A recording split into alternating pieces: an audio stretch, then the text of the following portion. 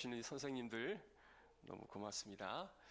자, 오늘 함께 은혜를 나누도록 하겠습니다.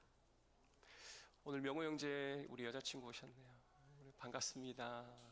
네네네.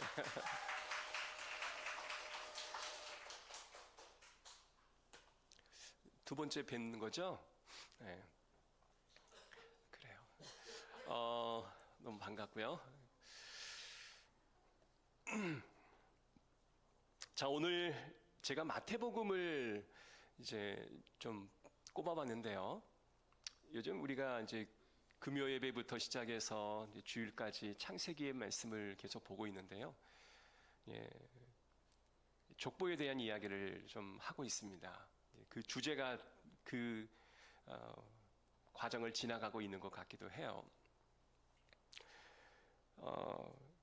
복음서에는 족보가 두 군데 기록되어 있습니다.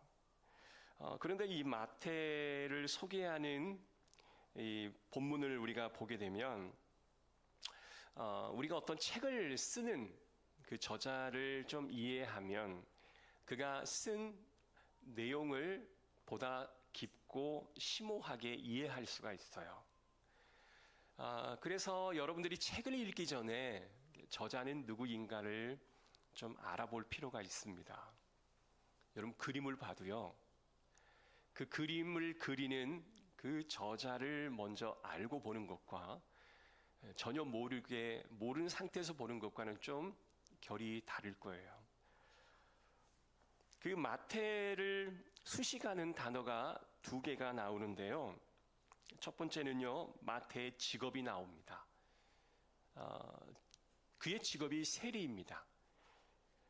세리는 여러분이 잘 알다시피 나라의 모든 세금을 거두어 드리는 그 일을 하던 자였습니다. 그런데 우리나라는 지금 그냥 독립국가잖아요. 누구에게 어떤 지배를 받고 있는 나라가 아니기 때문에 세금을 거두는 그 일이 뭐 그렇게 어렵지 않습니다. 그런데 당신은 로마라고 하는 나라에 지배를 당하고 있는 상황이었기 때문에 세리라고 하는 직업이 사람들에게 별로 좋은 인식을 얻지 못했던 거예요. 세리를 우리가 두 종류로 구분해 볼 수가 있는데요. 첫 번째 세리를 우리가 갓바이라고 부르는 일반적인 세금을 징수하는 세리라고 볼 수 있고요. 모케스라고 하는 세관으로 관세를 부여해서 세금을 거두는 그러한 세리, 이게 두 종류로 나눠 볼 수가 있다라는 거예요. 그런데 이 두 세리 중에 더 악랄하다라고 지칭을 받는 세리가 후자인 모케스라는 이 세리인데요. 이 사람들은요, 정해진 그 어떤 세율에 따라서 세금을 부과해서 걷어들이는 것이 아니라 더 많은 세금을 걷어들이는 그런 자들이었기 때문에 동족으로부터 참 많은 원성을 사게 되었던 사람이었습니다. 마태가요, 자기가 쓴 서신서, 자기가 쓴 복음서 안에다가 자신의 직업을 그대로 집어넣어놨어요. 세리라고 하는 자신의 직업을 넣어놨다라고 하는 거예요. 그러면 이게 뭔가 의미가 있다라고 생각하지 않겠습니까? 느낌상 우리는 세리로서 자신의 상황을 설명하고 있고, 그리고 더 많은 사람들에게 자기 자신이 좀 뭐라 그럴까요? 좀 욕을 얻어먹는 그런 역할을 내가 감당했다. 자서전적으로 이렇게 자신을 오픈하는 그런 모습을 보게 되는 것이죠. 자, 누가복음 5장 27절을 제가 한번 읽어드릴게요. 그 후에 예수께서 나아가사 레위라 하는 세리가 세관에 앉아 있는 것을 보시고 나를 따르라 하시니, 여기 보면 세리가 세관에 앉아 있다. 제가 좀 전에 설명했던 것처럼 모케스라고 하는 이 사람은 세관에 앉아서 세금을 부여하는 사람이다라고 제가 설명을 드렸잖아요. 그러니 마태는 후자인 모케스가 정확한 후자에 속한다라고 볼 수 있을 것 같아요. 누가복음에는 이 마태가 아니라 레위라고 소개를 해요. 많은 학자들이 말할 때 마태와 레위를 동일 인물로 말을 합니다. 마가복음, 마태복음, 누가복음 그 안에서도요, 마태의 이름을 레위라라고 소개를 하는데 두 사람은 동일 인물로 소개를 해요. 이것은 무엇을 의미하냐면 사울이 바울이었던 것처럼 원래 이름이 레위였던 사람이 마테라라는 이름 하나를 더 얻게 되었다라고 볼 수 있는 거죠. 레위라는 이름을 갖게 된 것은 당시 레위는 이스라엘의 한 지파의 이름이었습니다. 그래서 그 지파의 사람이다라고 볼 수 있는 거죠. 레위 지파는 제사장을 도와서 성막에서 함께 일을 하던 사람이었습니다. 여호수아 13장 33절에 보면 이런 말씀이 있어요. 오직 레위 지파에게는 모세가 기업을 주지 아니하였으니 이는 그들에게 말씀하신 것과 같이 이스라엘 하나님 여호와께서 그들의 기업이 되셨음이었더라. 12지파가 다 땅을 분배를 받았는데 레위 지파는 땅 분배를 받지를 못했어요. 그것은 다른 지파가 10의 1을 내어서 레위 지파를 섬기도록 했고, 그 레위 지파는 각 지파마다 어느 한 지역을 들어가서 귀한 일들을 감당하는, 하나님의 일을 감당하는 그 역할을 수행했던 것이죠. 그래서 마태의 이 정체성은 레위라는 이름의 정체성, 이 두 가지를 가지고 있는데요. 사실 레위의 정체성을 가진 마태가 바로 무엇이에요? 세리라는 거예요. 동족의 피를 빨아먹는 그 자라는 거죠. 하나님의 일을 모든 백성들과 함께 나눠야 할 사람들이 이제는 오히려 그에게서 돈을 착취해서 자신의 배를 채우는 그 역할을 하는 세리가 되었다라는 것입니다. 그러니 이와 같은 자기를 낮출 수밖에 없는 그런 이야기를 자신의 복음서, 서신서 안에다가 그걸 기록했다라고 하는 것들이 상당히 의미가 있다라는 것입니다.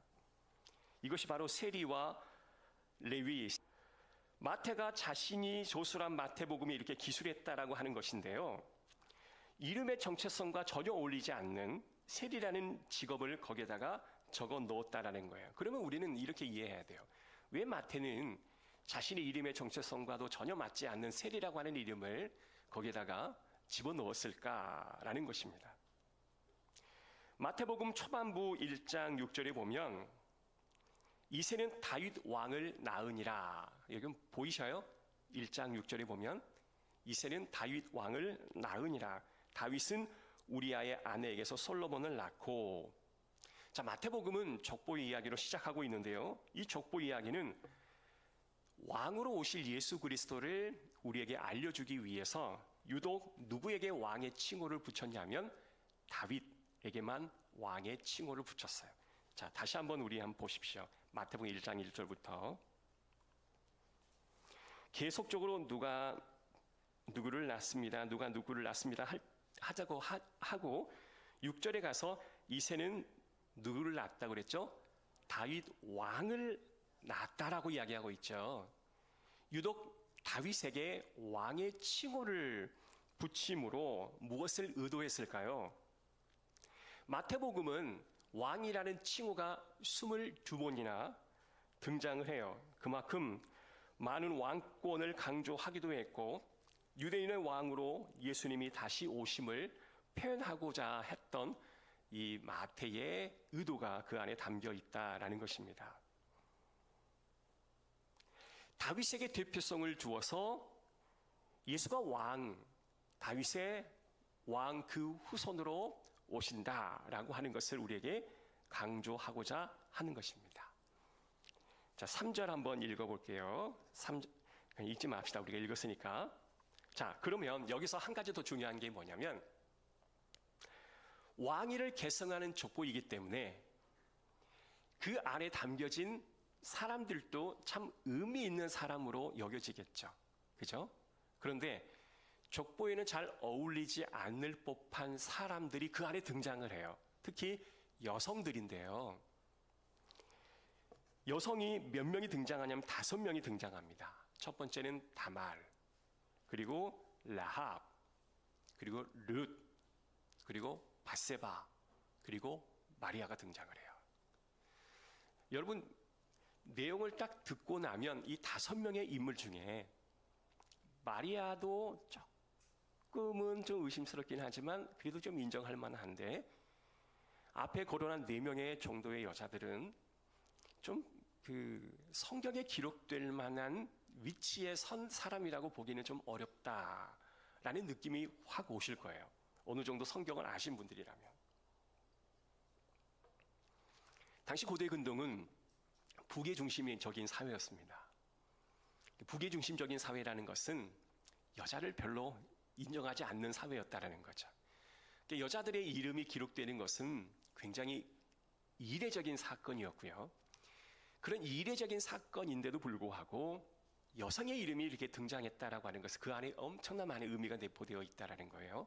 그래서 성경 읽으실 때 그냥 여성의 이름이 기록됐구나라고 지나치지 말고 어떤 이유로 여성의 이름이 이렇게 기록이 되었을까를 한번 면밀히 분석해 보는 것도 성경을 알아가는 하나의 재미일 수 있을 것입니다.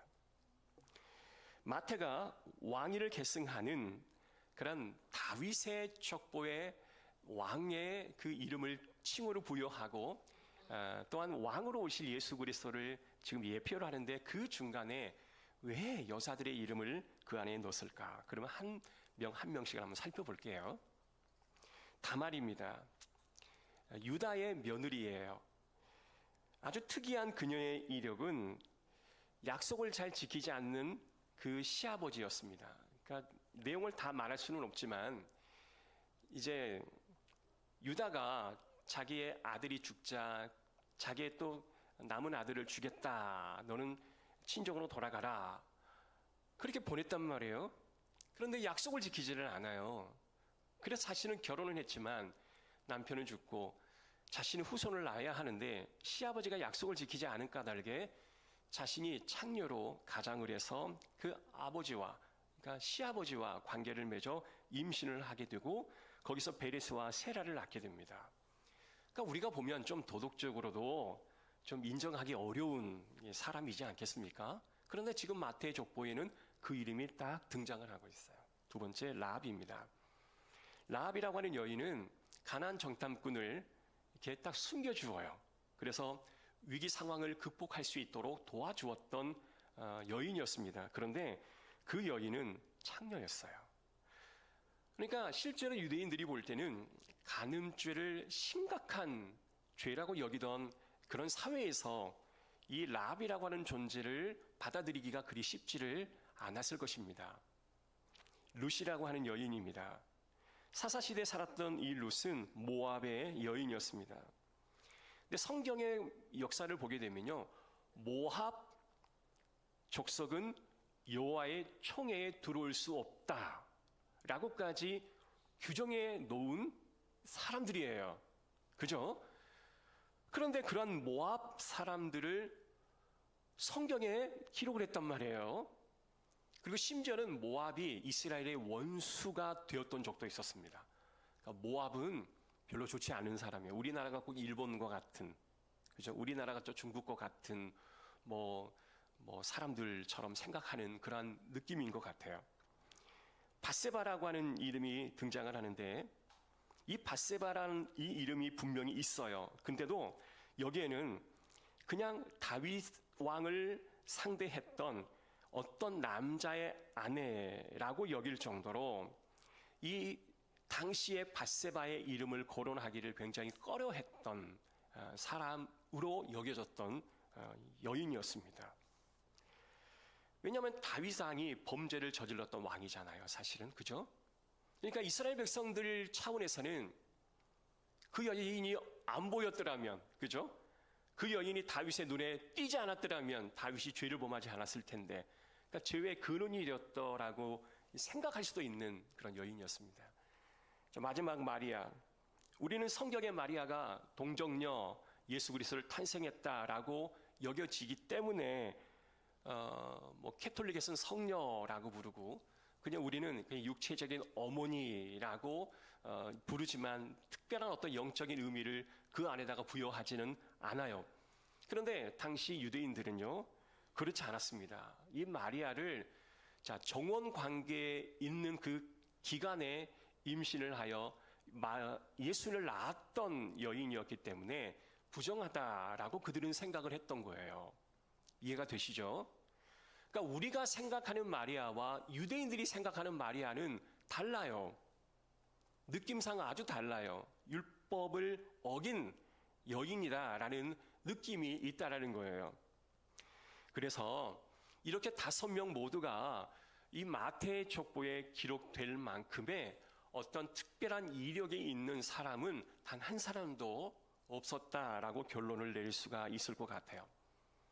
이야기를 정리해보자면 우리가 사는 이 사회에 그 누구도 환영해 주지 못하고 그 누구도 따뜻한 가슴을 벌려 이렇게 맞아줄 수 없음을 받았던 사람들, 그런 사람들을 오늘 이 족보에다가 기록해놨다라고 보는 거예요. 그러면 마태는 왜 그런 사람들을 족보에다가 기록해서 예수 그리스도의 나심을 이야기하는 그 중간에 이러한 여성들의 이름을 기록해 넣었을까? 첫 번째는요, 유대인의 왕으로서 오신 예수 그리스도를 이야기하고 싶었던 것입니다. 다윗으로부터 이어지는 왕위를 계승하고 또 그것을 통해서 예수 그리스도가 이 땅에 오셨음을 우리에게 이야기하고 싶었던 것이에요. 여러분, 예수님이 이 땅에 왕으로 오셨습니다. 아멘. 다시 한번 여러분 아멘 해주세요. 예수님이 이 땅에 왕으로 오셨습니다. 아멘. 오늘이 그 날을 우리가 축하하는 그 날이에요. 당시 사람들이 기대하고 생각하고 상상한 왕의 모습은 분명 아니었습니다. 왜냐하면 예수님의 관심이 그게 아니었기 때문에 그래요. 사람들은 예수님이 다윗 왕처럼 정치적으로, 경제적으로, 문화적으로 모든 나라를 그냥 확 사로잡아 왕의 권위자로서 우리에게 오기를 기대했었지만 예수님의 오심은 전혀 그러한 모습은 아니었다라는 거예요. 그래서 백성들이 예수를 십자가에 달려 못 박혀 죽이기까지 하지 않았겠습니까? 그렇다면 예수님께서 이 땅에 오신 것은 왕으로 오셨지만 진정 외형적으로 보이는 왕의 모습이 아닌 정말 낮고 낮은 그 사람들을 위해 오셨음을 우리에게 소개해주고 있는 것을 우리는 알 수 있는 것입니다. 이게 바로 마태가 전하는 성탄의 메시지라고 하는 거예요. 예수 그리스도께서 우리의 왕으로 오셨다는 사실, 마태는 이게 기쁨의 소식인 거예요. 자기 자신이 레위라고 하는 이름이 있지만 세리라고 하는 이 마태라는 것을 자연스럽게 말하고, 그리고 이 5명의 소외받았던 사람들, 이 사회의 통념상 인정받지 못했던 사람들을 나열함으로 예수 그리스도의 오심은 그들을 위한 오심이었다라고 하는 자신 있게 강조하는 이 마태의 모습, 여러분 이게 성탄의 마태가 주장하는 메시지인 줄로 믿습니다. 여러분, 학대를 당하더라도 이상하게 여기지 않을 만큼 이 여인들의 삶이 그랬습니다. 여러분, 다말의 인생은 어떻습니까? 여러 남자에게 속임을 당했습니다. 시어머니, 남편에게까지 속임을 당하죠. 결국 어머니가 될 자격을 상실하게 만들어버리는, 그러나 나말, 다발, 라합, 다말, 바세바, 도덕적으로 많은 문제가 있었기 때문에 그들은 세상의 채찍을 맞고 돌에 맞아도 아무런 말을 할 수 없는 상황이었다라는 거예요. 자, 그러나 여기서 조금 더 깊게 한 단계를 더 들어가 보기를 원합니다. 이 상황을 자세히 더 살펴보면 이 여성들이 이스라엘 역사 중에 매우 중요한 위치를 차지하고 있었음을 보게 되는데요. 성탄절 메시지를 너무 성경 공부식으로 진행해서 너무 죄송합니다만은 잘 집중해서 한번 들어보시면 은혜가 될 줄로 믿어요. 다말 보십시오. 유다의 성실하지 못함을 꼬집고 있었던 다말이었습니다. 그리고 정탐꾼에는 없었던 믿음, 그 믿음을 보여주었던 사람이 라합이라고 하는 여인이었습니다.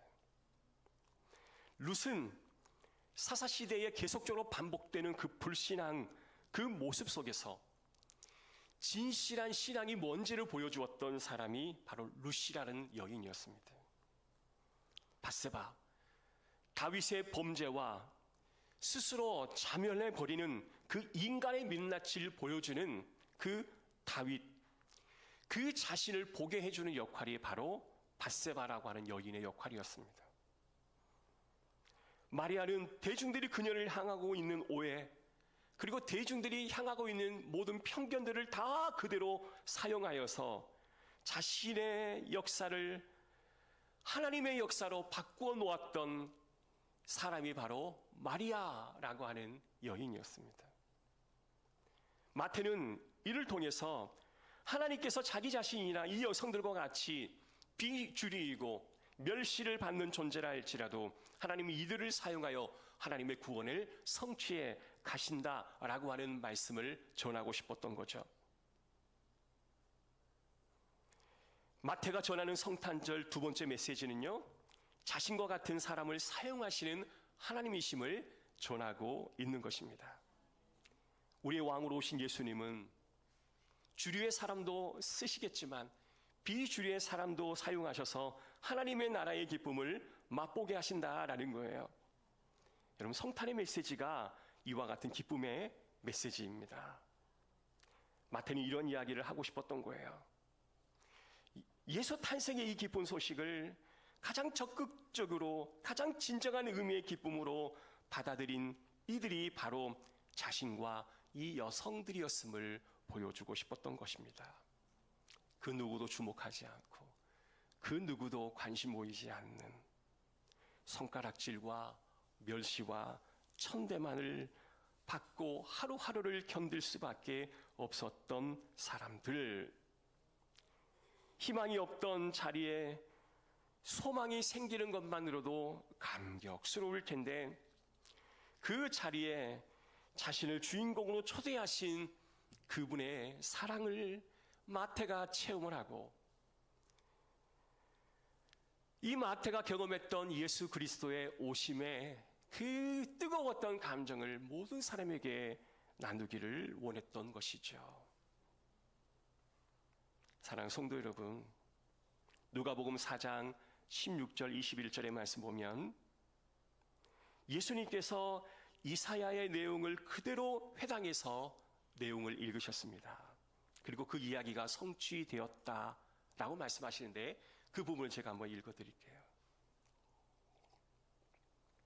예수께서 그 자라신 곳 나사렛에 이르사 안식일에 늘 하시는 대로 회당에 들어가서 성경을 읽으려고 하시매 선지자 이사야의 글을 드리거늘 책을 펴서 이렇게 기록된 대로 찾으시니 곧 주의 성령이 내게 임하셨으니 이는 가난한 자에게 복음을 전하게 하시려고 내게 기름을 부으시고 나를 보내사 포로된 자에게 자유를, 눈먼 자에게 다시 보게 함을 전파하며 눌린 자를 자유롭게 하고 주의 은혜의 해를 전파하려 하심이라 하였더라. 책을 덮어 그 맡은 자에게 주시고 앉으시니 회당에 있는 모든 자들이 다 주목하여 보더라. 예수께서 말씀하시되 이 글이 오늘 너희 귀에 응하였느니라 하시니라. 여러분, 이 말씀은 예수님께서 회당에서 이사야의 예언이 그대로 성취되었음을 선포하는 말씀인데요, 가난한 자에게 복음이 전파되었고 포로된 자에게 자유가 주어졌고 눈먼 자에게 다시 보게 함이 눌린 자에게 자유로움이 그들에게 허락되었다라고 하는 선언의 말씀을 선포하신 것입니다. 이 회중에게 하신 말씀의 의미가 마태가 전한 말과 동일하게 느껴지는 거예요. 사랑하는 성도 여러분, 가난함이 그 시대의 어떤 의미입니까? 이 시대에 가난하다라는 것이 사람들에게 어떠한 의미로 다가가는 걸까요? 여러분, 저주의 상징처럼 여겨집니다. 여러분, 속된 말로 우리 한국에는요, 가진 자와 가지지 못한 자를 대하는 사람들의 반응이 너무 천차만별이에요. 여러분, 그걸 느끼시나요? 많이 느낄 수가 있습니다. 있어 보이는 자에게는 적극적으로 뭔가를 이렇게 대우하듯 이야기하는데요, 좀 없어 보이는 사람에게는요, 가르쳐 드리려고 해요. 이렇게 사람들이요, 가르침을 받는다라고 하는 게 굉장히 좋은 의미이기도 한데요, 가르침을 받을 상황이 아닌데 가르침을 하려는 상황이 주어진다면 매우 불쾌하겠죠. 근데 이게 있어 보이는 것과 없어 보이는 것의 느낌대로 이런 사람의 마음이 일어나더라고요. 여러분, 포로된다라는 것은 뭘까요? 도저히 우리 삶에서 누구에게 내가 포로가 되었다, 여러분 허용할 수 있나요? 사랑의 포로가 되었다라는 것은 예외이지만 어떤 관계적인 내가 종속되었다라는 것은 우리가 도무지 현대인으로서 우리가 기대하지 않는 그런 삶일 것입니다. 눈이 멀었다, 우리의 눈이 멀었다, 이건 무엇일까요? 인과응보죠. 내가 죄를 범했기에 눈이 멀었을 거야 라고 하는 그런 생각 아니겠습니까? 이러한 느낌을 가지고 있는 많은 백성들에게 예수님께서 오셔서 이사야의 모든 예언이 예수 그리스도가 오심으로 다 해결되었다라고 말씀해 주시는 거예요. 사랑하는 성도 여러분, 오늘 우리가 성탄절을 맞이하면서 우리가 세상에 전해야 될 복음의 메시지는 과연 무엇이겠습니까? 우리가 어려운 사람에게 찾아가서 그들과 함께 손을 잡고 그들의 이야기를 들으며 함께 나누는 그러한 축복이 저와 여러분 가운데 있기를 주의 이름으로 축복합니다. 이 세상에 어렵고 그리고 관심 받지 못하는 사람에게 찾아가서 예수님이 저와 당신과 같은 사람을 위해 우리 가운데 오셨습니다 라고 말할 수 있는 그런 마음의 그런 낮아짐이 우리 가운데 있기를 주의 이름으로 축복합니다. 우리 교회도 참 많은 섬김과 나눔을 했었던 기억이 참 많습니다. 사랑하는 성도 여러분, 오늘 마태가 이야기하는 그 이야기를 좀 잘 들었으면 좋겠습니다. 하나님께서 여러분을 찾아오신 그 구원의 감격의 순간을 잊지 맙시다.